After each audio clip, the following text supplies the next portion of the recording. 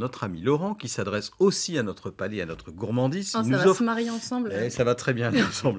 Il nous ouvre les portes de ce qui est un peu le temple du saucisson, du bon saucisson. On visite l'entreprise Roche Blanche ce matin, qui est installée en Seine-Maritime, pas très loin de la mer.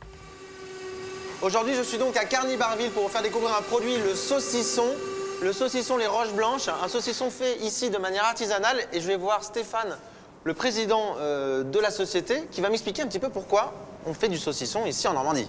Pourquoi, comment? Laurent, je vais te raconter une belle histoire. C'est l'histoire de ma famille. C'est 4 générations dans le saucisson sec. Et pourquoi du saucisson sec en Normandie? Pourquoi? À part qu'il y a des bons cochons. Merci. Mais il y a des bons saucissons. La pêche à Fécamp. Fécamp, c'est un port pour Terre-Neuve. Il y a 4 générations. En dessous du Groenland? En dessous du Groenland. Hein, c'est entre Saint-Pierre-et-Miquelon et le Groenland.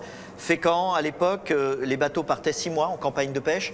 Il n'y avait pas de froid, il n'y avait pas de congélation. Ça n'existait pas, ça. Mais il fallait arriver à alimenter 50 à 60 personnes par bateau pendant 6 mois. 6 mois. Il y avait combien de bateaux qui partaient? Une centaine. En plus. Sur le port. Les 600, 800 personnes à faire manger. Complètement. Et le seul moyen de conserver la viande, c'était le salage et le séchage. Alors là, tu peux te mettre à rêver parce que c'est comme si on était dans une cale de bateau. Faudrait qu'un petit peu les saucissons bougent. Voilà, là, ils ont été stabilisés, mais tu retrouves tous les morceaux du porc qui sont salés et séchés de la même manière. C'est-à-dire saucisson, épaule... Alors, tu as des filets de porc, tu as des échines de porc, tu as du saucisson sec, et on n'a strictement rien réinventé. Le sel, le poivre, les ferments. C'est ton grand-père, ton arrière-grand-père qui a eu l'idée? Au début, il avait une boucherie? Alors, c'était, voilà, mon boucher charcutier, mon grand-père, mon arrière-grand-père. Et il y a surtout eu mon père que tu vois là en photo. Là, qui est sur cette magnifique rosette. Tu vois, on est des beaux garçons quand même. C'est vrai, c'est vrai. En plus, il y a un air de famille. Hein. Ça n'a pas bougé. Je suis mieux que mon papa.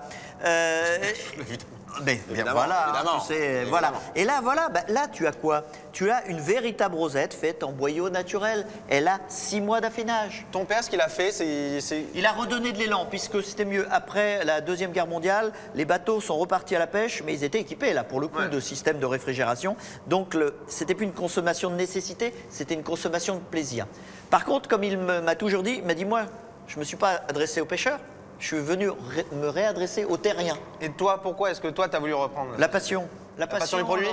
Moi, j'aime bien manger et j'aime perpétuer cette tradition. Tu vois, cette passion du travail bien fait.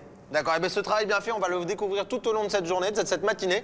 Et on va commencer, nous, par la dégustation. On va se faire plaisir. Voilà, on va se faire plaisir. Et vous allez voir comment on fabrique un bon saucisson de manière artisanale. Voilà, et on parle pas à bouche pleine, Stéphane. Non, je sais Stéphane, pas. on parle pas à bouche pleine.